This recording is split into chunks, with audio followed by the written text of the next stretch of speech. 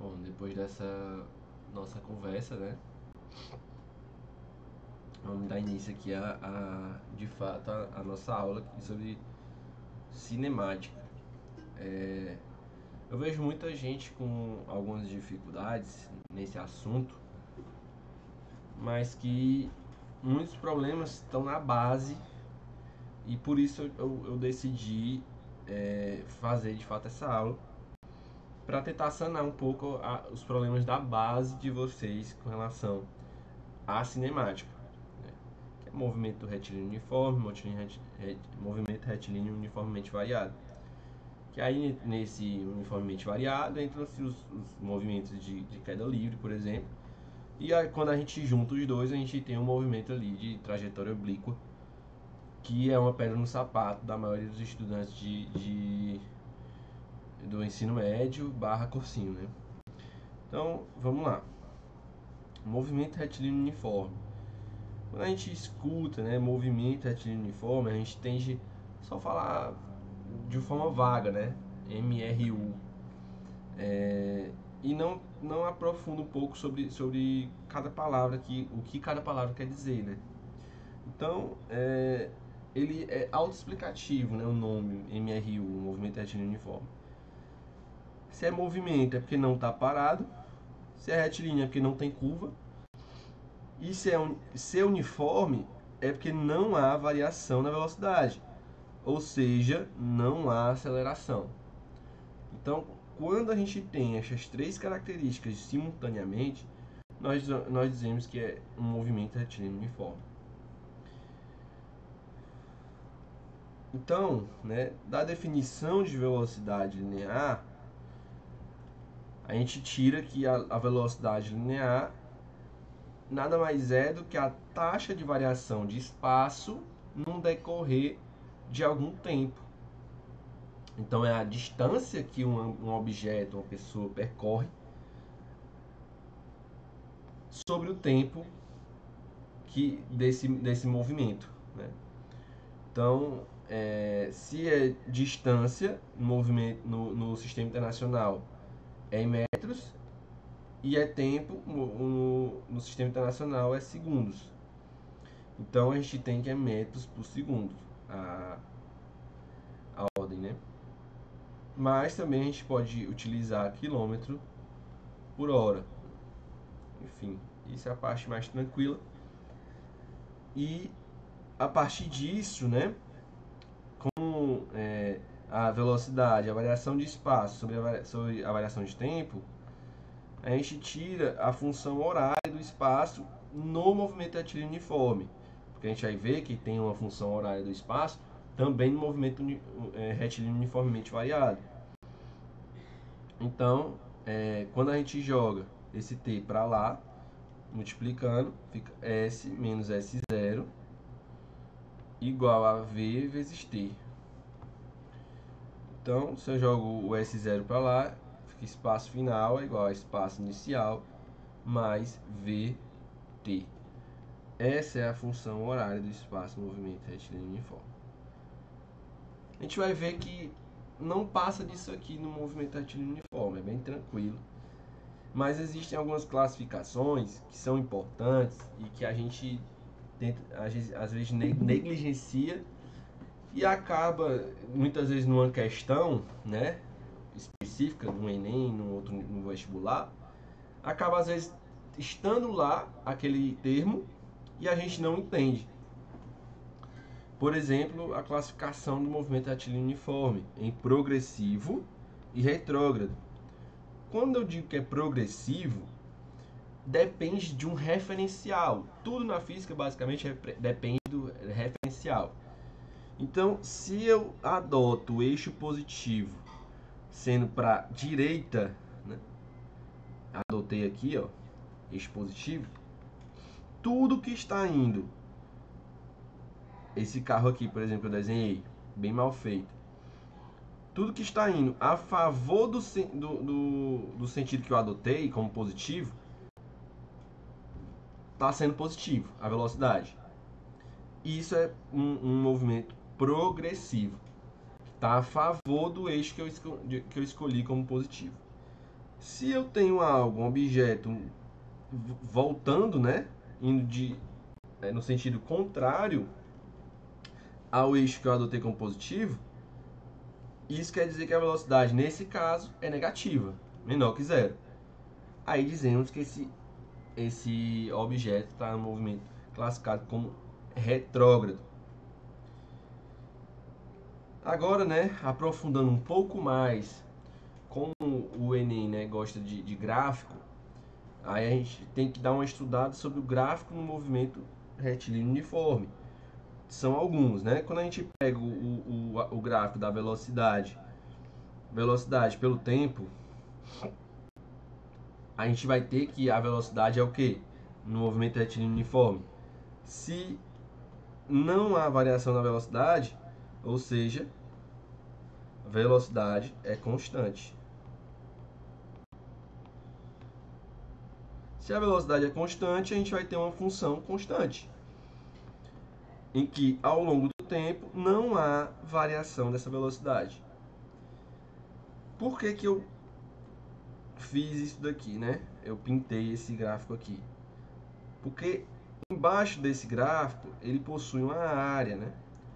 Se ele for aqui de t igual a 0 até t, o gráfico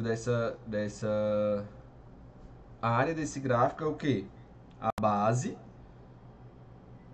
que é t, vezes a altura, que aqui é v. Então, a área vai ser v vezes t. Mas o que é v vezes t? Não é a variação de espaço? ΔS? Então, a área do gráfico da velocidade pelo tempo, ele vai nos dar a variação de espaço. Então, é sempre, tá? Sempre que é chamado teorema da área do gráfico V vezes T. Sempre a área vai ser igual à variação de espaço. Sempre. Por que eu estou frisando isso? Porque vai ser importante quando a gente for utilizar esse teorema no movimento retilíneo uniformemente variável. Então aqui, nesse caso, como está acima do eixo x, né, do eixo t, no caso, está acima, aqui essa velocidade é positiva. Se v é maior que zero, isso aqui é um movimento progressivo. Só para a gente, né? E nesse caso aqui, o v aqui está abaixo do eixo t, então v é menor que zero e temos um movimento retrógrado. Tudo bem? Beleza. Analisado já o gráfico da velocidade pelo tempo no movimento retilíneo uniforme. Agora temos o gráfico do espaço pelo tempo, que é diferente, né, agora, porque há uma variação de espaço porque tem velocidade. Né? Se há velocidade e é uma variação uniforme, né, porque a velocidade é constante. Então vai sendo uniformemente variado o espaço. Então vai seguindo uma taxa, que é a velocidade. Então existem várias possibilidades para esse gráfico. Existe a possibilidade, né, dele partir de um espaço inicial e seguir em direção a um espaço final maior do que ele. Então, nesse caso, o S0 é maior que zero já. Está aqui, maior que zero. E a velocidade também é maior que zero, porque ele está indo em direção a um espaço final, que é depois desse espaço inicial. Aqui, da mesma forma, a velocidade é maior que zero, porque ele está partindo do espaço inicial, que é zero. Nesse caso, o espaço inicial é zero. E indo para um espaço final, que está acima dele aqui. Então, a velocidade é positiva por causa disso. E nesse caso aqui também a velocidade vai ser positiva, porque ele está partindo do espaço inicial, que é negativo nesse caso, está abaixo aqui, e indo para um espaço final acima dele. Então a velocidade é positiva.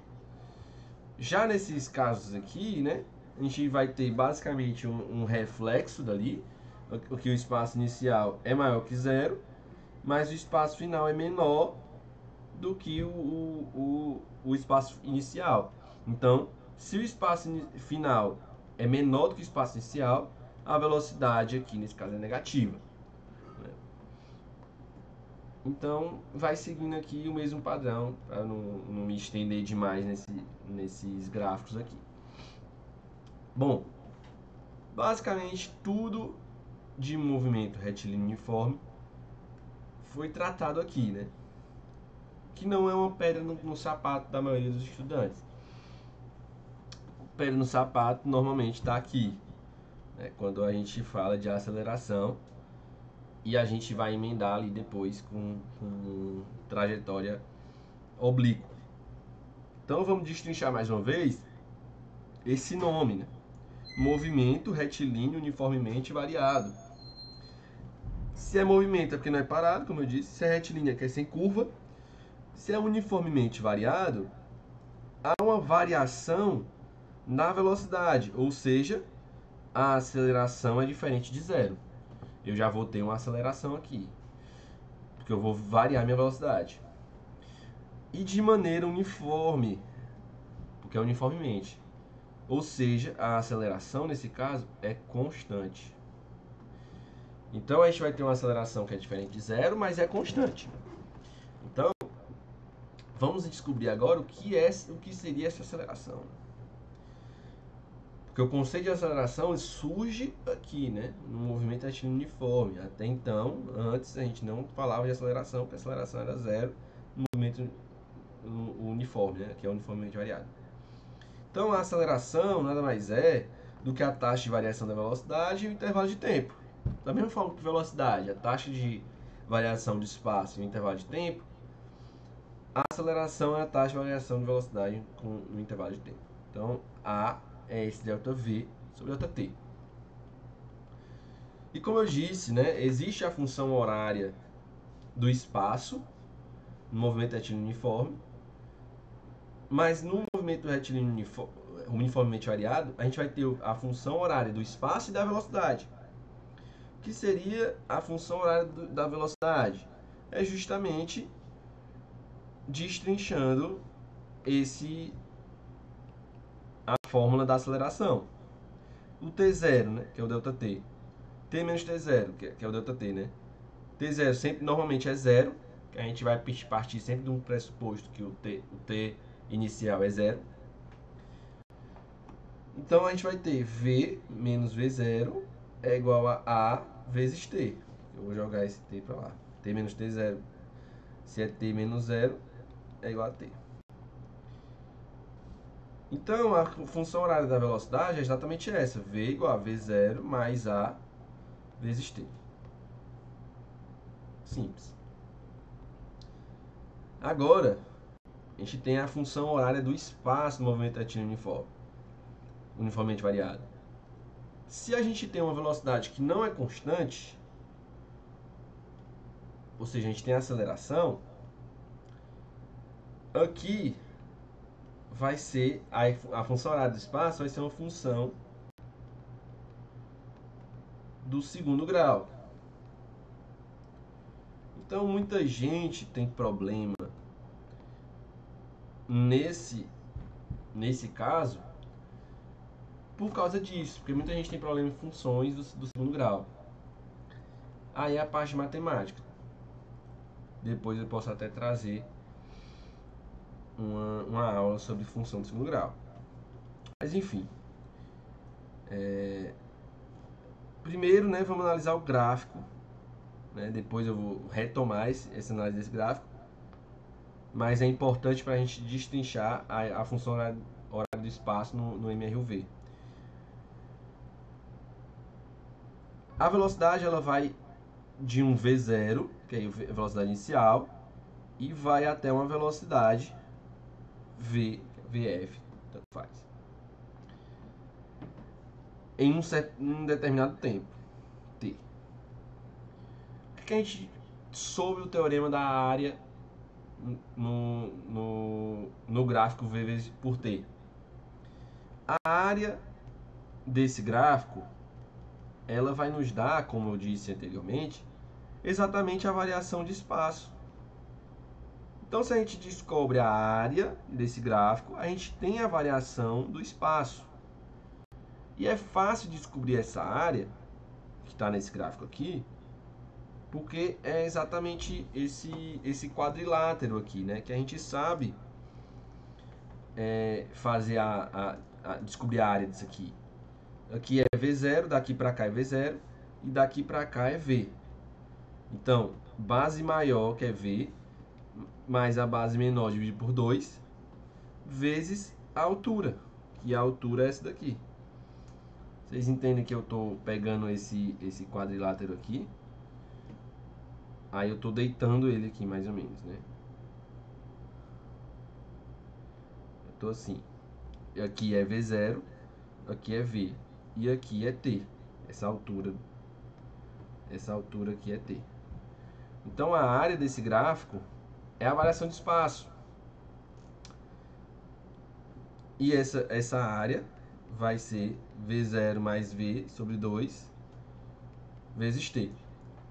Enfim, isso aqui é só para a gente saber de onde é que vem aquela fórmula famosa, fórmula ali do solvente, né?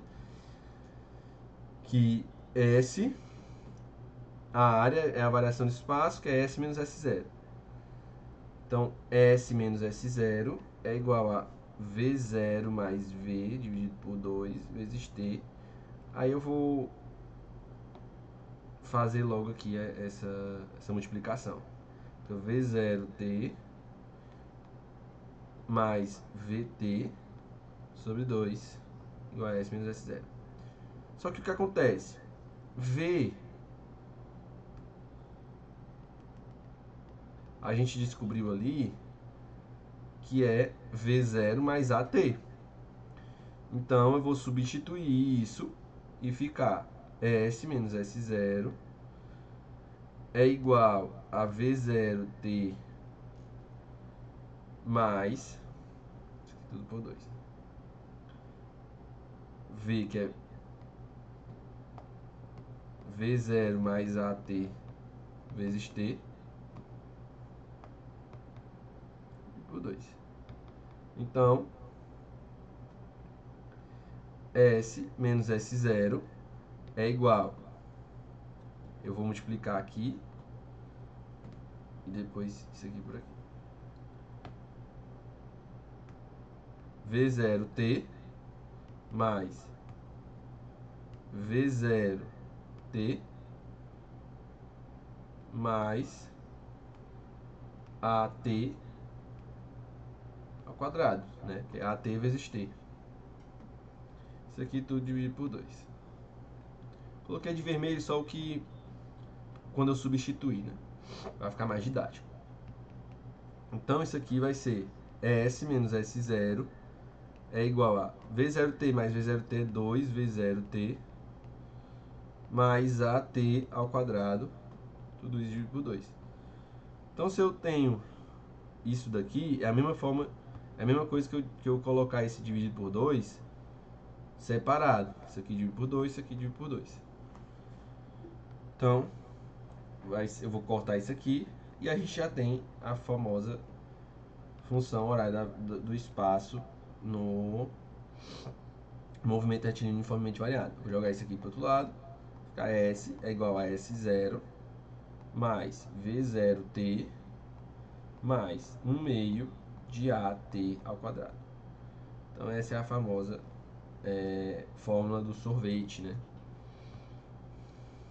Sorvetão, no caso.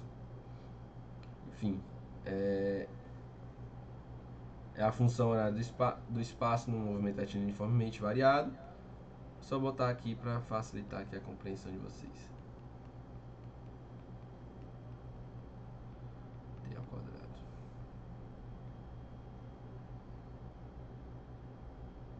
Bom, Agora, como é que chega dali para Torricelli, né?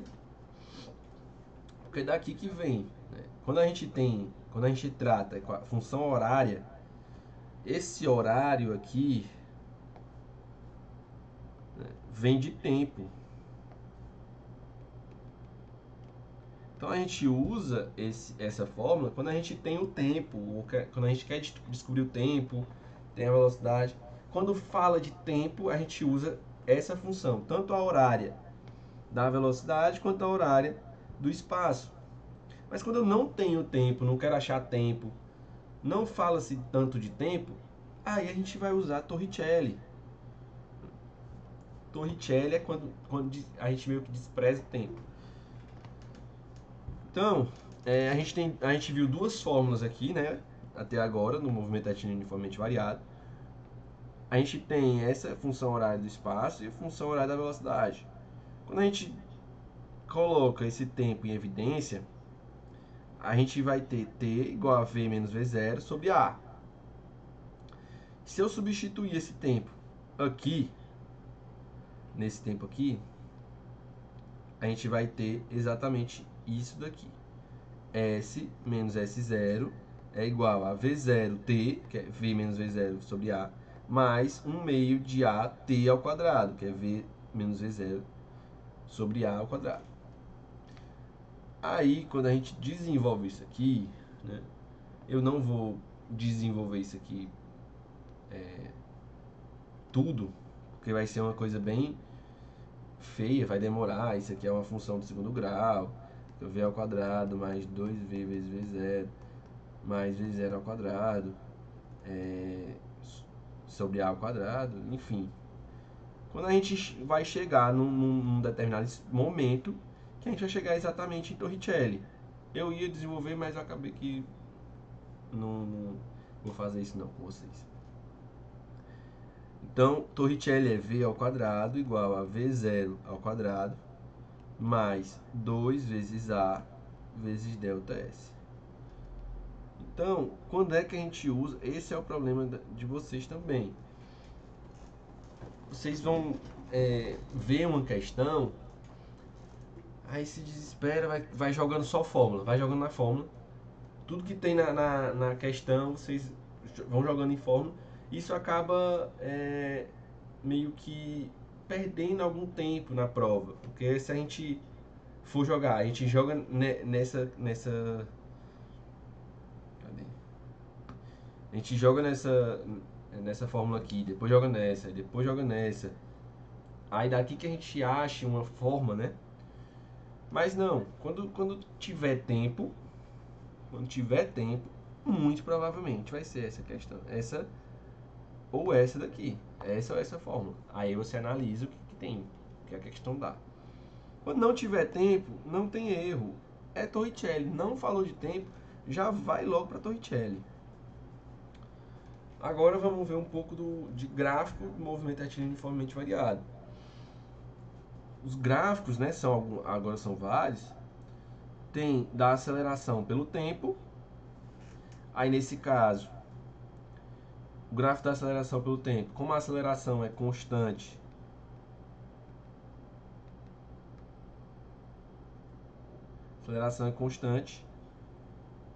é o gráfico da função constante.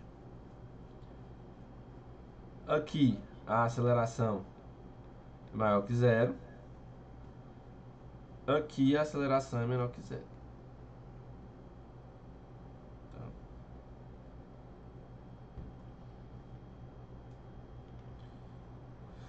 Aí nesse caso, aqui é um movimento acelerado, aqui é um movimento retrógrado ou retardado.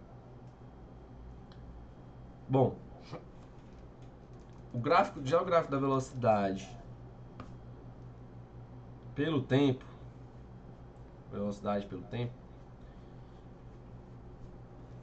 é uniformemente variado, é uma função afim, né? Função do primeiro grau. Nesse caso, está variando a velocidade de uma velocidade V0 maior para uma V0 menor. Então, se está variando de uma V0 maior para uma V final menor, a aceleração nesse caso é negativa, menor do que zero. Quando passa na origem, né, se o gráfico é da velocidade, aqui nesse ponto, a velocidade é igual a zero. Então, aqui velocidade é igual a zero. E nesse caso, daqui para cá, a velocidade é maior que zero. Então, é um movimento progressivo, porque a velocidade é maior que zero. Mas A não é menor que zero, então é um movimento retardado progressivo. Quando pula para a velocidade menor do que zero, aqui velocidade é menor que zero, aí passa a ser um movimento retrógrado. Como a aceleração também é menor que zero, isso passa a ser acelerado. Então o movimento é acelerado e retrógrado. Tá certo? Porque o acelerado é porque a aceleração está em conformidade com a velocidade. Tá certo? Depois vai ter uma tabelinha aqui com exatamente isso, pra gente destrinchar melhor. Então, esse gráfico também pode ser dessa forma, indo de uma velocidade inicial V0 menor do que zero, ou menor do que V final, e indo para uma velocidade final que é maior do que V0. Então, se eu estou aumentando minha velocidade, a aceleração é maior que zero. Então, eu parto aqui de uma velocidade aqui V menor que zero, eu estou aqui abaixo do eixo de T. Se V menor que zero e A é maior que zero, é um movimento retardado, porque a aceleração está contrária à velocidade. Porque o que importa para o movimento ser acelerado ou retardado é estar a favor ou contrário à velocidade. Se V é menor que zero, é retrógrado. Se A é diferente de... O sentido de A é diferente do de V, é retardado. Então é um movimento retardado e retrógrado. Aqui, como eu disse, V é zero. E nesse ponto aqui, a velocidade é maior que zero e a aceleração é maior que zero. Então, é um movimento que a aceleração está no mesmo sentido da velocidade, então é acelerado. Se V é maior que zero, é progressivo. Beleza? Agora, o gráfico do espaço sobre o tempo. Aí, como eu disse, né, a função horária do espaço é uma função de segundo grau. Desculpa. Então, a função horária da velocidade é uma função de segundo grau, ou do espaço é uma função de segundo grau. Então, o gráfico da função de segundo grau é uma parábola. Então, quando A é maior que zero, a parábola, o que é o A, né? S menos S igual a S0 mais V0t mais 1 meio de AT ao quadrado. É como se fosse, aqui, é o da função de segundo grau, né? AX ao quadrado mais BX mais C igual a zero. É igual a Y, né? Então, o T seria como se fosse o X. Então, esse aqui é o T ao quadrado, esse aqui é o T, esse aqui é o C, esse aqui é o Y. Então,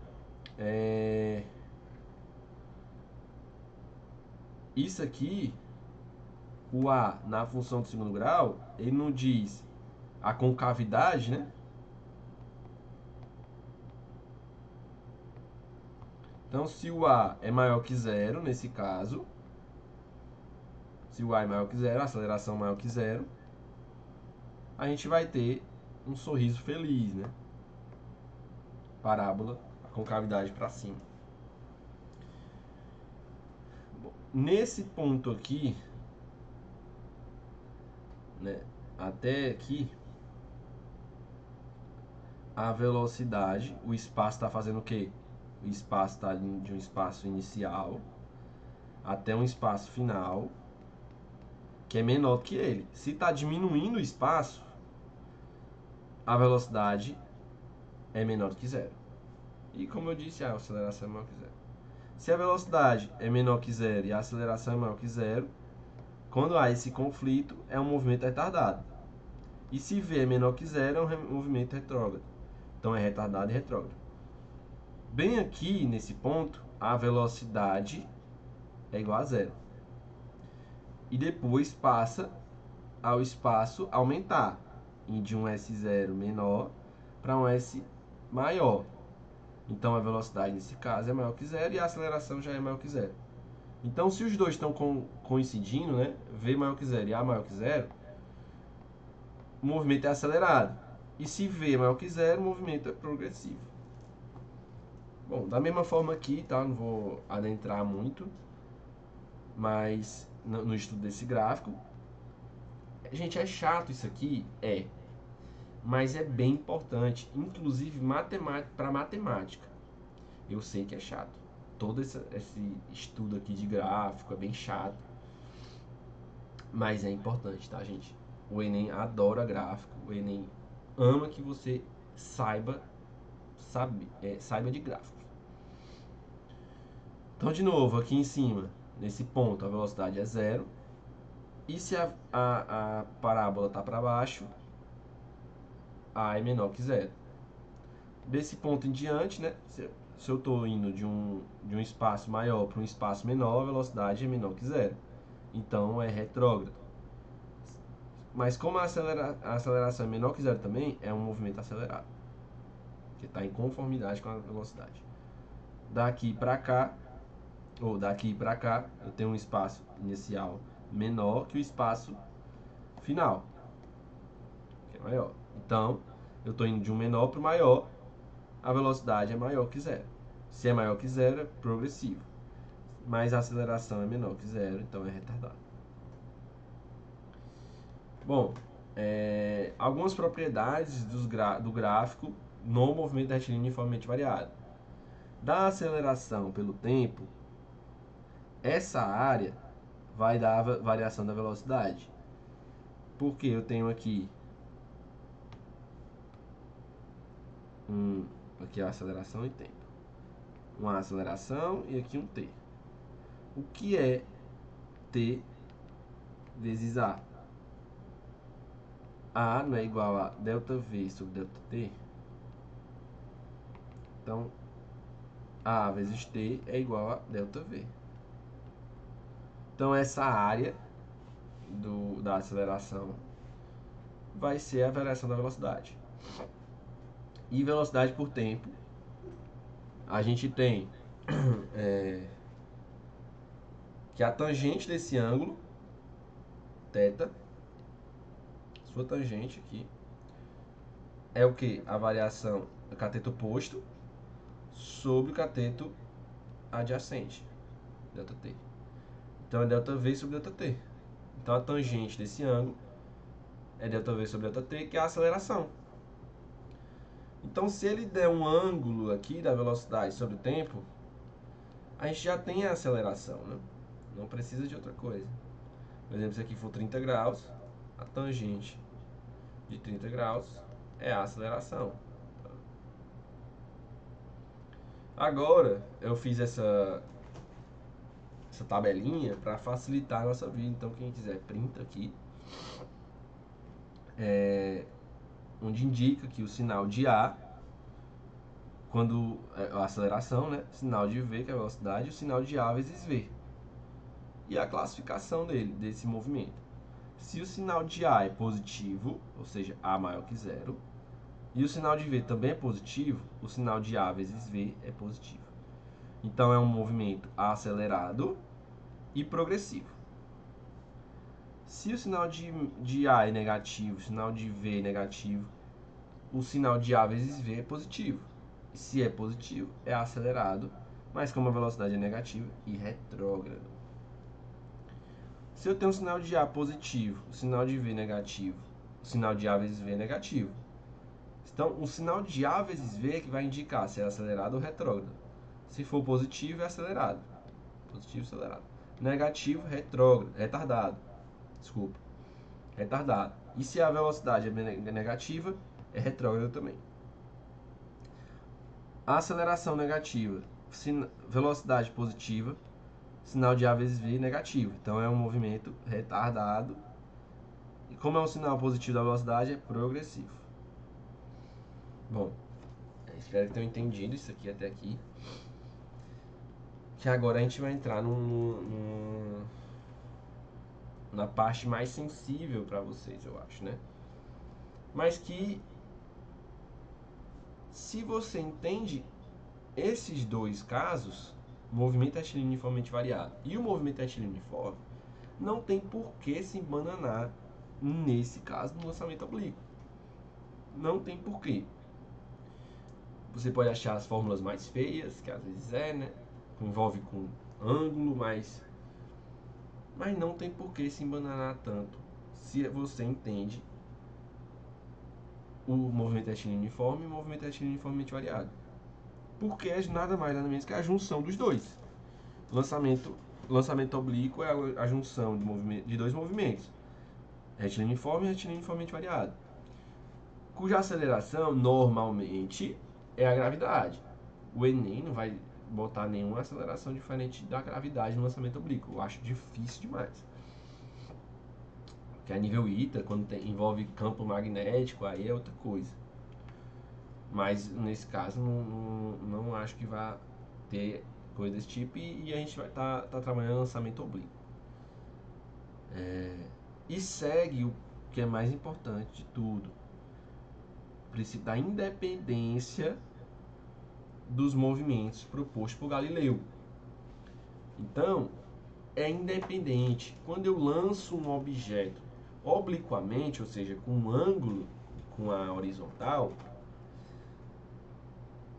o movimento que ele tem na horizontal é independente do movimento que ele tem na vertical. Porque na vertical ele está sob o efeito da gravidade e na horizontal não. A horizontal normalmente não tem aceleração. Normalmente não, né? Não tem aceleração no lançamento oblíquo. Se não tem aceleração no movimento horizontal, a aceleração é zero, ele segue um movimento retilíneo uniforme na horizontal, ou seja, no eixo X. Na vertical, que é no eixo Y, ele vai seguir um movimento que é um movimento retilíneo uniformemente variado, cuja aceleração é a aceleração da gravidade. Tá? Então, essa junção que acontece. Outra coisa, quando uma questão, que existe muitas questões desse tipo, diz que no lançamento oblíquo, quando o objeto, que a gente vai estudar isso já, mas quando o objeto atinge a altura máxima, a velocidade do objeto é zero. Verdadeiro ou falso? Falso. Porque ele está desprezando a velocidade no eixo X. Quando ele atinge a velocidade, quando ele atinge a altura máxima no lançamento oblíquo, a velocidade no eixo Y é zero, de fato. Mas a velocidade no eixo X não. Ela é constante. Então, se eu digo que a velocidade é zero, eu estou desprezando a velocidade no eixo X. Então, não existe isso, tá? A velocidade só no eixo Y que é zero, na altura máxima. Tudo bem, vamos seguir aqui.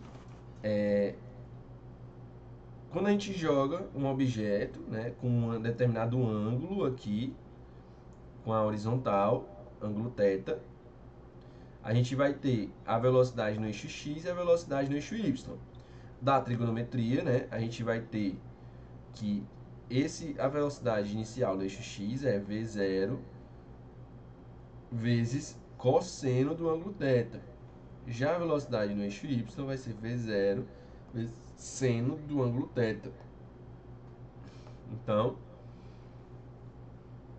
aqui, né, eu separei direitinho.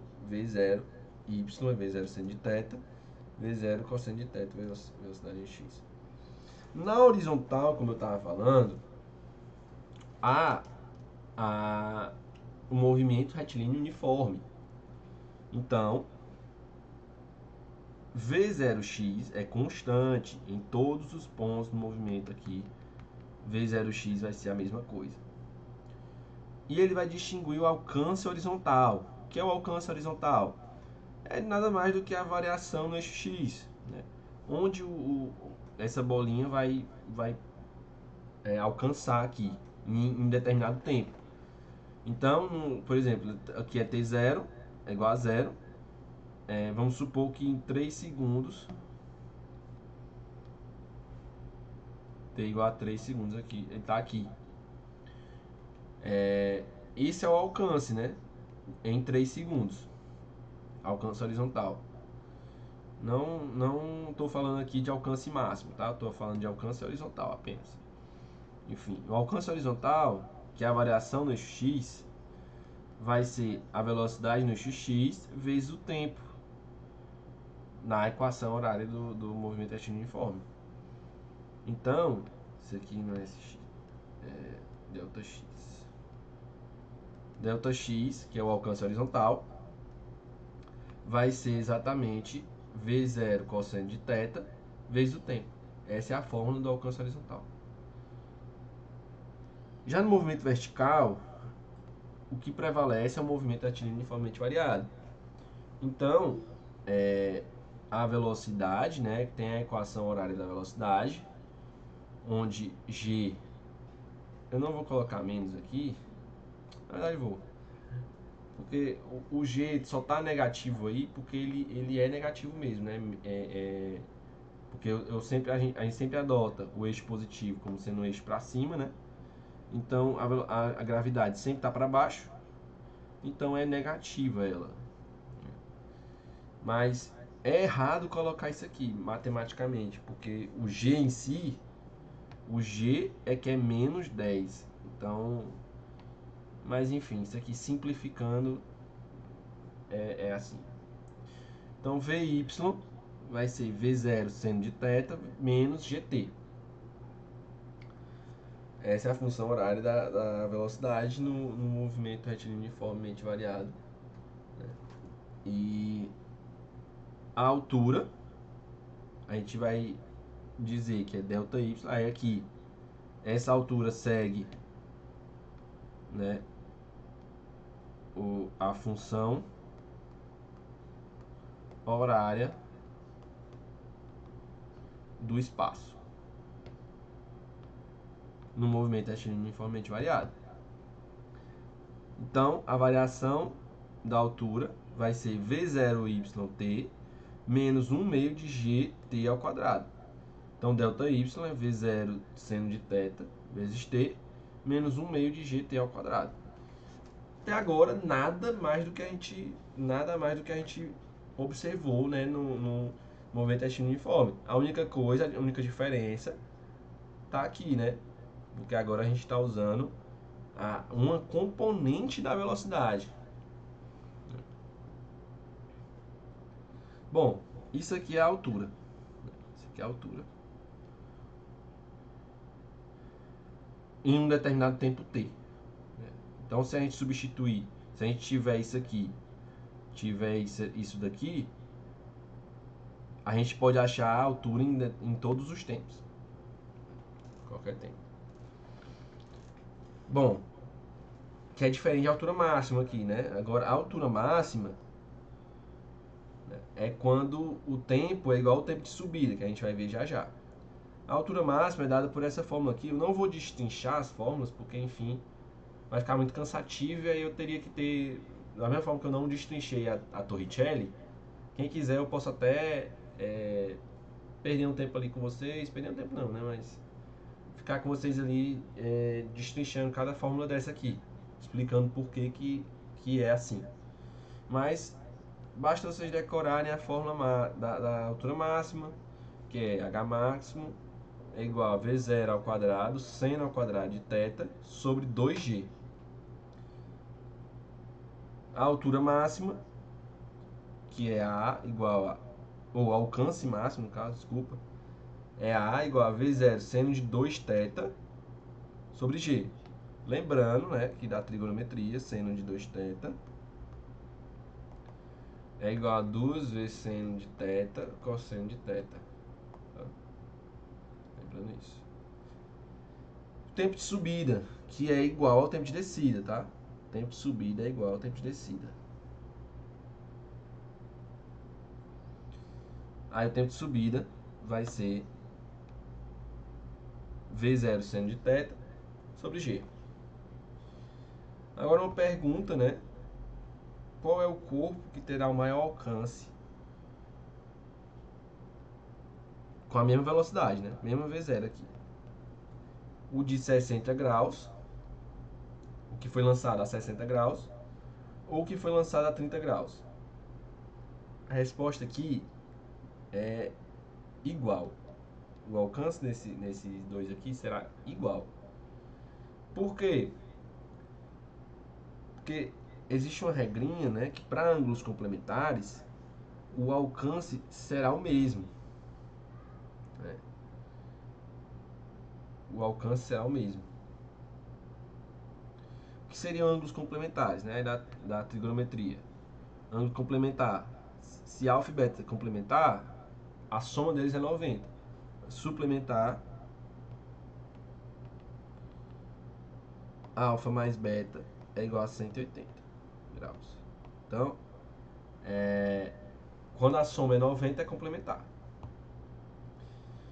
Bom, aqui basicamente eu já falei sobre tudo que é de importante nesses dois temas aqui. Esses dois temas. Dois não, né? 3 temas.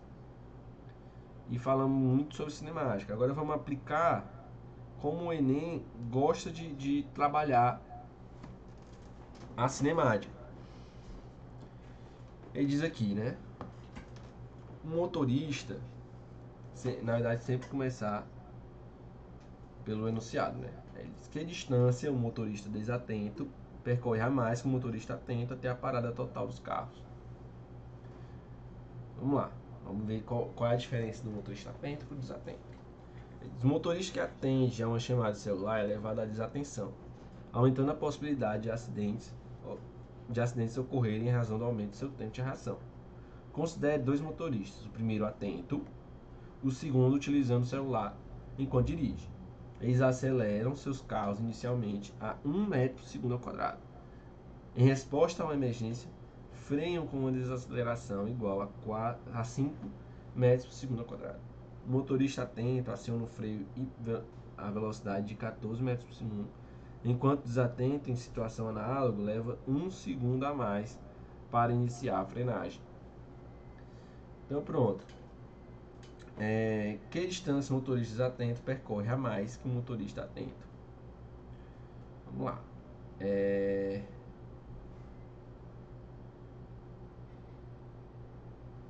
O motorista atento, ele vai frear, né? Ambos freiam com desaceleração de 5 metros por segundo ao quadrado.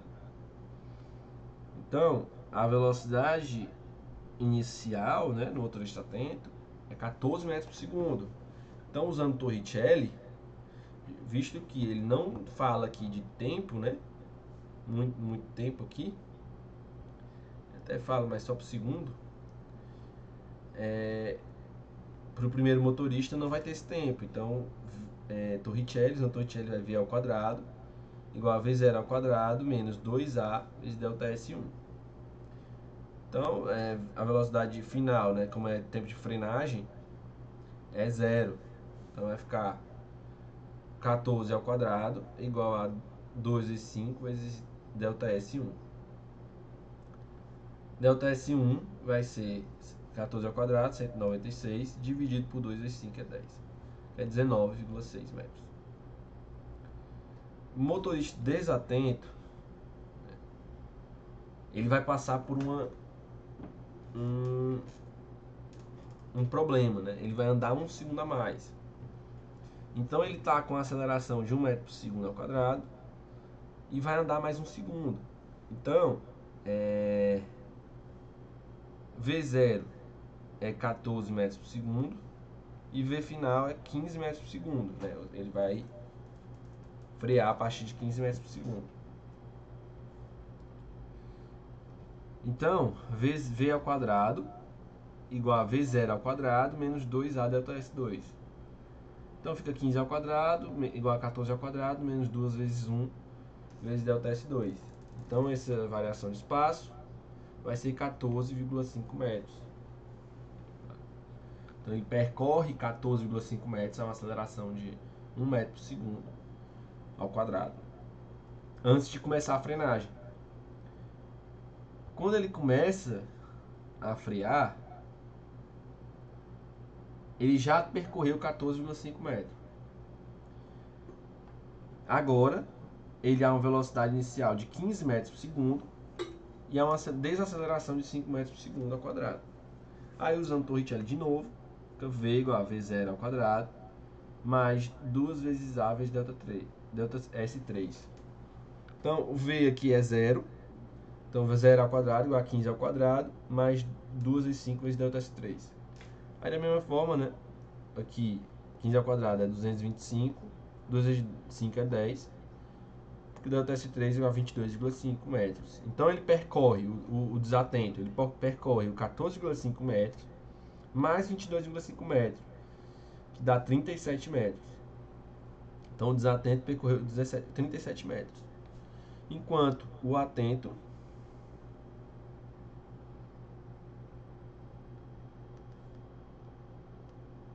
percorre somente 19,6 metros. Então, se a gente diminuir, né, vai ficar 17,4 metros, né?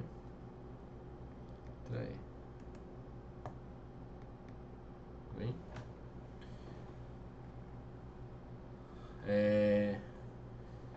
Questão boa aqui, eu não me lembro exatamente o ano dessa questão. Não me lembro exatamente. Essa aqui é uma recente, né? Exatamente daquilo que a gente estava tratando ali.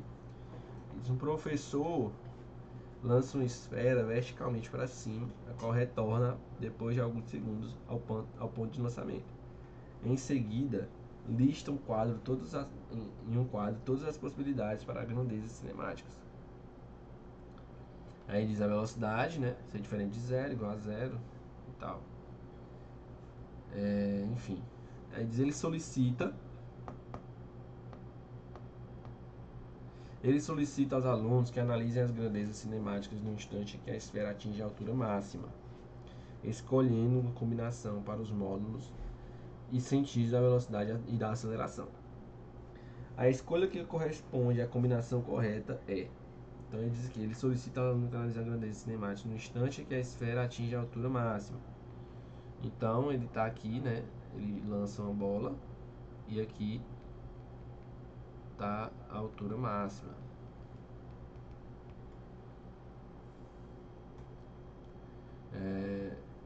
Na altura máxima, né, como ele está lançando só verticalmente, né, aí entra naquele ponto, né? Se ele está lançando só verticalmente, ele não está lançando obliquamente. Se ele tivesse lançado obliquamente, a velocidade seria diferente de 0. Mas como ele está lançando verticalmente, aqui a velocidade é 0. Então a velocidade igual a 0. E a aceleração no movimento vertical é sempre para baixo, que é a gravidade, né? Então a letra C seria a resposta correta. Então, mas esse ponto aqui não é tão, né, não é importante, tal, não cai no Enem. Tá aqui, né? Uma questão de 2023, se eu não me engano, falando exatamente sobre aquelas propriedades do movimento retilíneo uniformemente variado. Tá? Bom, aqui para terminar, ele diz: em apresentações musicais realizadas em espaços onde o público fica longe do palco, é necessária a instalação de alto-falantes adicionais a grandes distâncias além daquelas localizadas no palco. Como a velocidade com que o som se propaga no ar é 3,4 vezes 10 ao quadrado metros por segundo, é muito menor que a velocidade que o sinal elétrico se propaga nos cabos.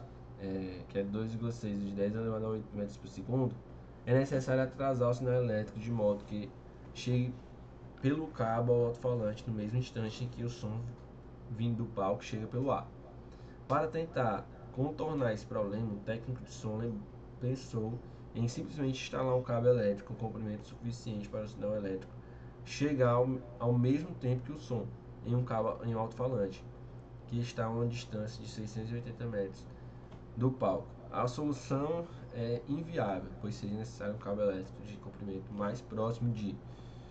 Bom, ele quer que a variação do tempo do sinal seja igual à variação do tempo do som. Então, a gente tem, né, que o V é igual a ΔS sobre ΔT. Então, ΔT é igual a ΔS sobre V.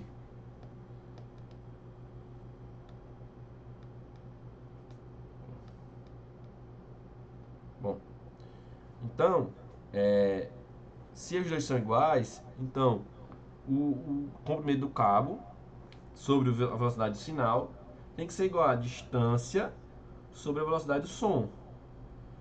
O comprimento do cabo dividido pela velocidade do sinal, que é 2,6 vezes 10 elevado a oitava, é igual a 680 metros dividido pela velocidade do som, que é 340 metros por segundo.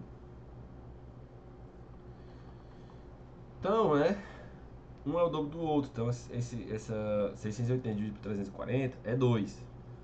Então, o comprimento do cabo é 2 vezes isso daqui. Então, o comprimento do cabo vai ser 5,2 vezes 10 a oitava metro, né? Ou 5,2 vezes 10 elevado a quinta quilômetros. Isso aqui é muita coisa, né? Por isso é inviável. Resposta letra D. Acho que agora dá para fazer mais de uma ainda. Fazer uma que foi considerada uma questão das mais difíceis, se eu não me engano, de 2021. Tá? Que, né, ele diz: enunciado. Com base nas distâncias dadas e mantendo o último ângulo de disparo, qual deveria ser aproximadamente o menor valor da velocidade, modo da velocidade, que permitiria ao disparo efetuado pelo canhão B atingir o canhão A? Beleza, ele diz aqui: a figura foi extraída de um antigo jogo para computadores chamado Bang Bang. No jogo, dois competidores controlam os canhões A e B, disparando balas alternadamente com o objetivo de atingir o canhão do adversário. Para isso, atribuem valores estimados para o modo da velocidade inicial do disparo. Isso aqui é o modo da velocidade inicial. E para o ângulo de disparo, θ. Em determinado momento de uma partida, o competidor B deve disparar. Ele sabe que a bala disparada anteriormente, θ igual a 53 graus, passou tangenciando o ponto P. No jogo, a gravidade é igual a 10 metros por segundo ao quadrado, o modo da velocidade, e considere o seno de 53 igual a 0,8 e cosseno de 53 igual a 0,6, e desprezível a ação das forças espativas. Então, ele quer, com base nisso, descobrir o modo da velocidade inicial. Bom, ele vai jogar aqui, né, uma velocidade com ângulo θ, que ele diz que é 53 graus, e ele diz que tangenciou, né? Então, no primeiro caso, usando movimento horizontal, né? Como ele quer que percorra 120 metros, né, aqui, então, e o eixo horizontal, como eu disse, a independência dos eixos. No eixo horizontal é o movimento retilíneo uniforme, a velocidade é constante. Então, V0x é igual a ΔX, que é 120, dividido pelo ΔT, que é o tempo. Então, ΔX igual a V0x vezes tempo. Então, ΔX igual a V0 cosseno de 53 graus vezes ΔT. Então, ΔT vai ser a variação do espaço de V0 cosseno de 53. Então, esse ΔT é 120 dividido por V0 vezes 0,6. Agora, usando o eixo vertical, né, o eixo Y, a gente vai ter a variação do eixo Y com seno velocidade V0y vezes ΔT, mais 1 meio de g vezes ΔT ao quadrado. Então, essa variação de ΔY seria justamente, quando chegar bem aqui, né, esse 35 só, né, esse 35 metros. Porque a variação do y variou 35. Por mais que ele tenha passado por esses 10 aqui, quando ele chega aqui nesse ponto, é 35 metros a variação do y. Porque nada mais é do que o final, é 35, menos o inicial, que é 0. Então, 35 é V0, seno de 53 graus, vezes ΔT menos 1 meio de 10, né, que é o g, vezes ΔT ao quadrado. Agora a gente vai substituir esse ΔT pelo que a gente achou aqui. Porque a gente vai ter isso aqui, a gente tem isso aqui, a gente tem isso aqui, e vai botar tudo em função de V0. Então, substituindo, a gente tem 35 igual a V0 vezes 0,8, que é o seno de 53, vezes 120 dividido por V0 vezes 0,6. Então, o V0 aqui vai embora, né? É igual a menos 1 meio de 10 vezes isso aqui. Então, 35 vai ser igual a 0,8 vezes 120 dividido por 0,06 menos isso daqui. Então, resumidamente, tá? Fica 35 é igual, isso aqui é 160, menos 5 sobre V0 ao quadrado, vezes, aí 120 ao quadrado, aí fica 12 ao quadrado, que é 144, e esse zero, né, bota só 2 zeros.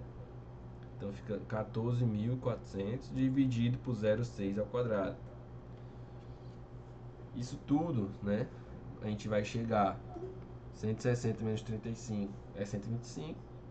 Então fica V0 ao quadrado é igual a 200.000 dividido por 125. 200.000 dividido por 125 dá 1.600. Então V0 ao quadrado é 1.600. Raiz de 1.600, 40 metros por segundo. Então essa questão aqui foi uma das mais difíceis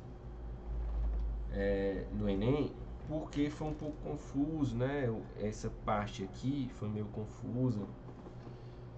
Mas quem tem a manha, né, da independência dos eixos não se aperreou tanto nessa questão, né? Uma excelente questão, inclusive. Bom, qualquer dúvida que vocês tenham, pode trazer para mim, tá? Vou estar encerrando essa aula aqui agora. Mas o que tiver tido de dúvida sobre essas questões ou sobre algum ponto, né, na explicação que não ficou claro, pode falar comigo aí, tá? Tchau, tchau, pessoal. Um abraço.